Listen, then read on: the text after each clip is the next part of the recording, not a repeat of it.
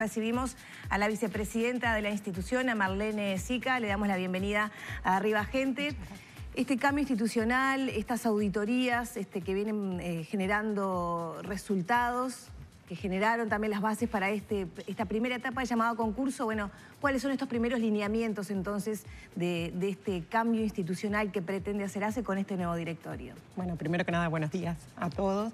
El planteo, en realidad, esta herramienta del concurso para profesionalizar la gestión es uno de los elementos que hemos determinado y priorizado por parte del propio directorio, en realidad en el marco de un avance del punto de vista institucional que se necesita específicamente para profundizar no solo la regionalización y la descentralización, teniendo como centro la mejoría de la calidad de la atención.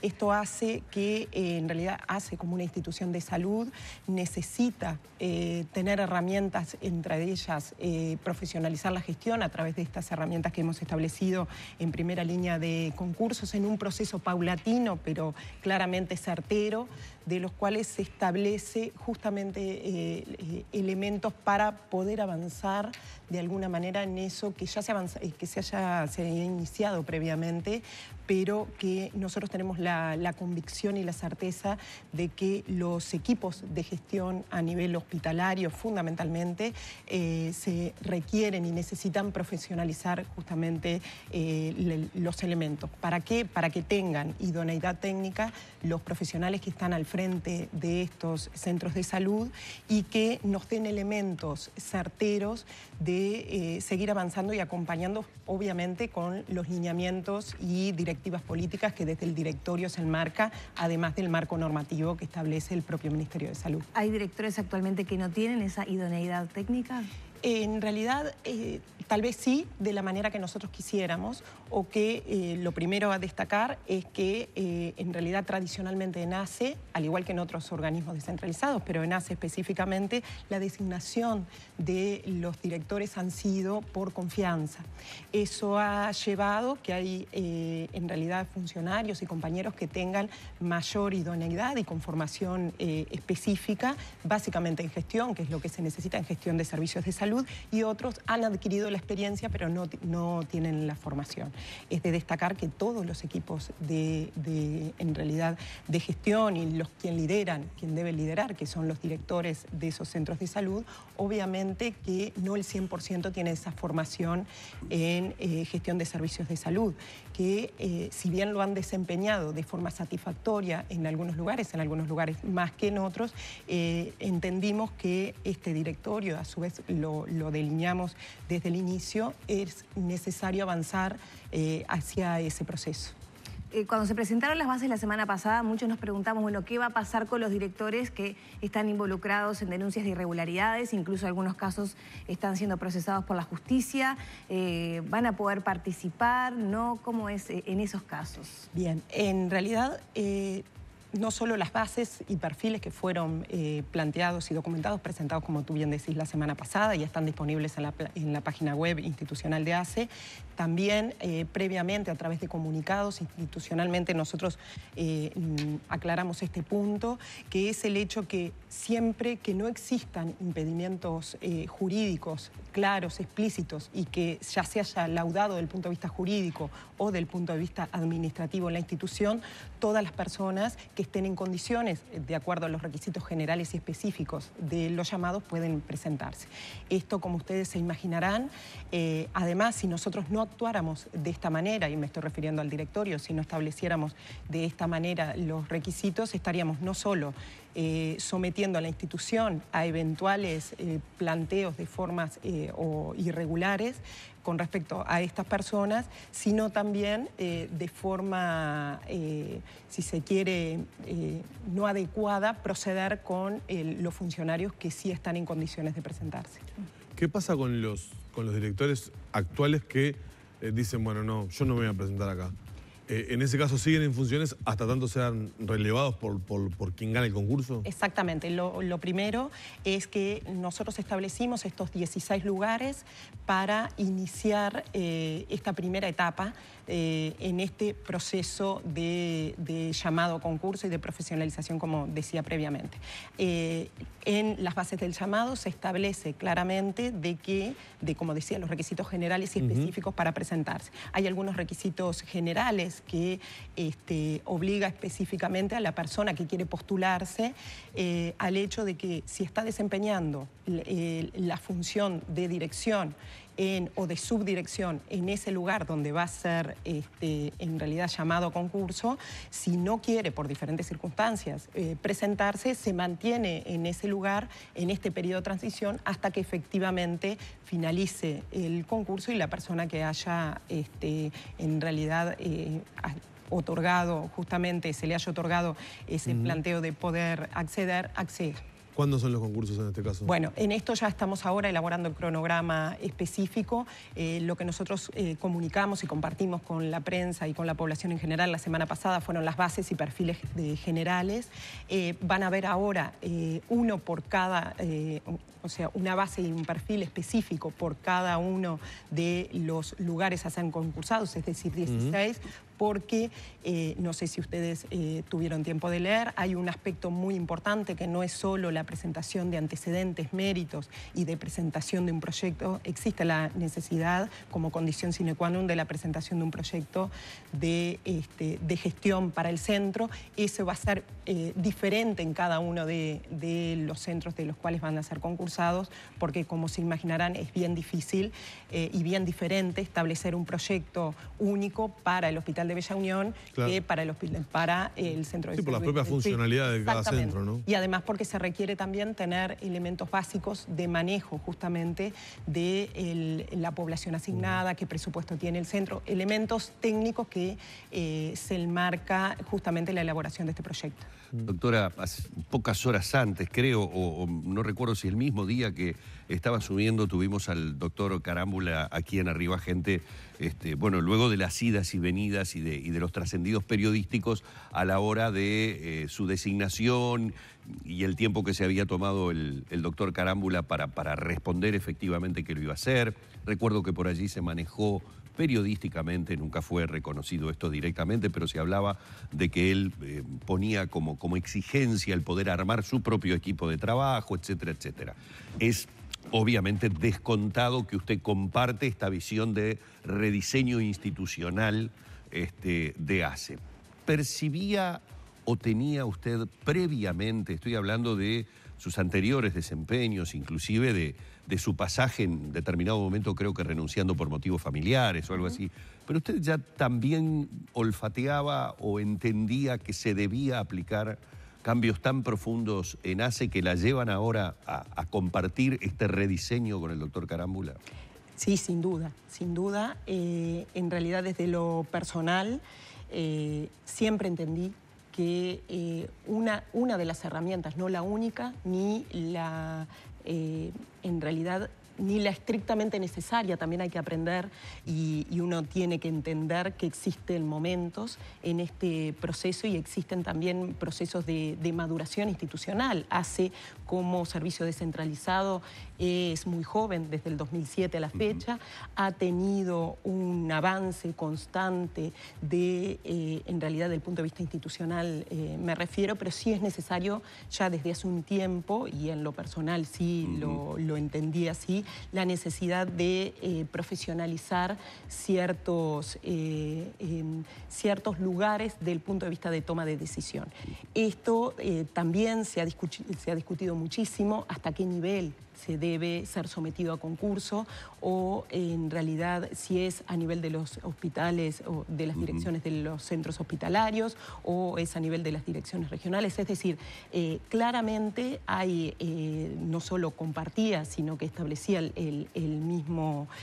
la misma intención, sino que más allá de las intenciones, la implementación y los resultados de esta herramienta que ponemos, que como insisto no es la única, pero es la que establecimos en este momento, sin duda que es lo que nos desafía, ¿no? En realidad, justamente eso, la implementación en un contexto de cambio, pero no necesariamente es, en realidad ya la decisión ya estuvo en algún momento. Tal es el punto que desde el propio Ministerio de Salud Pública se ha propiciado un proyecto de ley en los cuales se establece, y ya desde hace un tiempo se viene hablando de justamente concursar cargos que por el momento eran tomados por decisión política, que si bien cuando nosotros hablamos de decisión política, hablamos de decisión política no partidaria, obviamente, sino claro, dentro de en designaciones directas, que es lo que habitualmente mencionamos. ¿Y qué podría decir que cambió? Uno percibe desde afuera, no conoce obviamente, no tiene la trayectoria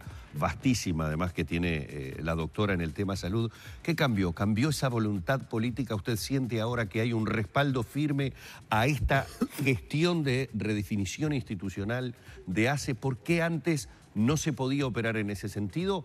O si tal vez la mediatización de todas las denuncias que se realizaron en un momento tuvieron una influencia como para decir, bueno, hasta acá llegamos, ahora hay que ponerse a trabajar en este cambio que es necesario para que la población sepa que ACE va en el camino correcto. En realidad, le voy a contestar con un término más, o con argumentos del punto de vista más médico y sanitario. La indicación la tenía, y desde hace mucho tiempo tenía la indicación. La oportunidad, en realidad, se dio vinculado a algunos aspectos que ACE, pero con H y con C, ¿no? ACE de administración, que confluyen en este momento particular. No voy a responder ingenuamente a su pregunta en el hecho de que obviamente que hay ciertos hechos que determinaron un cambio y que hacen también que desde el propio presidente de la República, como ustedes lo habrán escuchado, plantea y apoya esta estrategia de seguir en este camino y de comenzar algo que ya se había iniciado, pero también fundamentalmente se confluyeron ciertos aspectos que tienen que ver con algunos de los que usted mencionó previamente y otros también en esto que decía en otro momento, tal vez hubiera sido bien difícil poder implementar, no digo que ahora sea sencillo, pero poder implementar justamente este camino de ir a concursar las direcciones de los centros hospitalarios. Es decir, hubieron ciertas cosas que confluyen para que esto sea posible hacer. Igualmente, esto es, en realidad, lo que me decía anteriormente, la implementación es lo más difícil. Si uno cuando lo habla de forma genérica, no importa de qué profesión sea o conociendo o no nace o no estrictamente hace desde adentro, uno plantea, dice, no podría no estar de acuerdo con que lugares tan técnicos no sean concursados.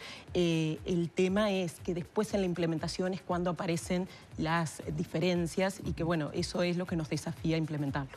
Buena parte de los temas que hoy, por ejemplo, o que analizó la investigadora parlamentaria sobre ACE, y de hecho cosas que han sido derivadas a la justicia, tiene que ver con conflicto de intereses entre las personas responsables de los centros de atención pública y sus actividades privadas, digamos. Está el caso de Dolores, el caso de las ambulancias de Villa Unión. Y de hecho, hace meses que en el Parlamento hay un proyecto de ley enviado por el Ministerio de Salud Pública que lo que intenta es delimitar, digamos, las posibilidades del gestor público para evitar ese conflicto de intereses con esa misma persona cuando tiene sus actividades privadas. El Parlamento parece que no se enteró todavía que llegó el proyecto de ley porque hace meses que está. Ese proyecto de ley puede llegar a darle cristalinidad a la gestión pública. Sí, este es un tema que tú lo pones sobre la mesa, es un tema muy complejo,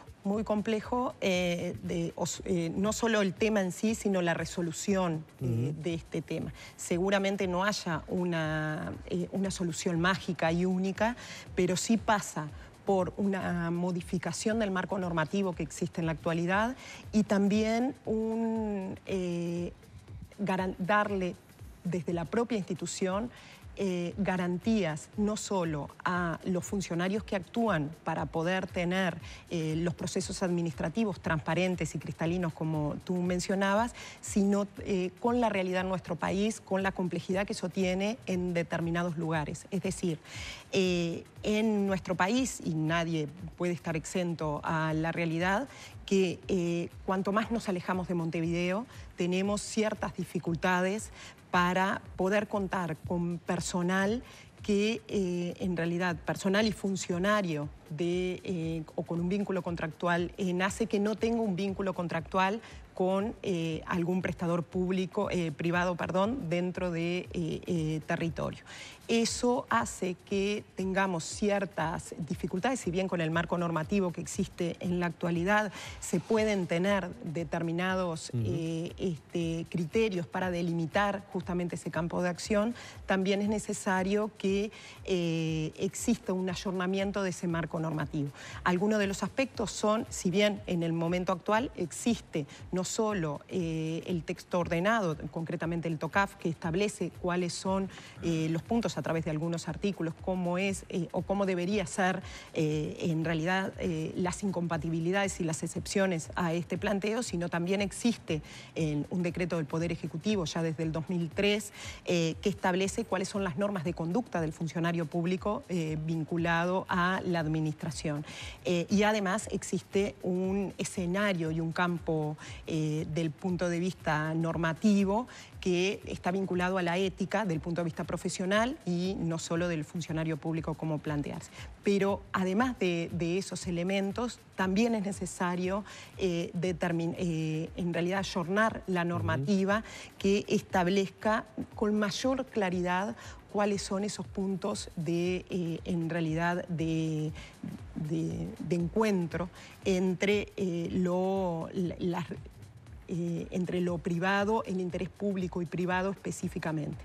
Si bien eso es algo de lo que, en realidad, para aclarar del punto de vista de conflicto de intereses, eso lo que tú estabas mencionando, existe un anteproyecto de ley enviado al Parlamento, lo que sí es, además, que existen conductas mínimas que también es necesario cumplir en el quehacer diario, independientemente del marco normativo que prontamente, me imagino que sí, que el Parlamento lo tomará prontamente para ayornar, como les digo, justamente este planteo. Marlene, antes de despedirte, el secretario general del Partido Colorado envió una carta a Marcos Carámbula pidiéndole poder integrar esos comités electores en este concurso que se abre llamado, a ver si bien no tiene fecha, para darle transparencia a este proceso. ¿Se está contemplando la integración de la oposición en esos comités?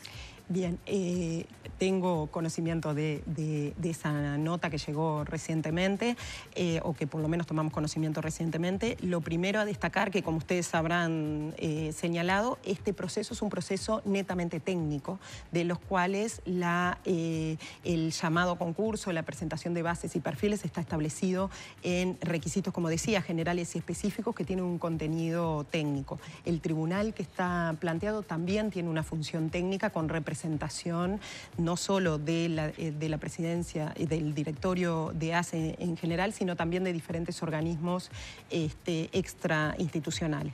Eso hace que en el momento actual no se esté planteando que existan actores políticos dentro de los tribunales y dentro de este proceso que les decía que es un proceso netamente técnico y que así esperemos que se desarrolle.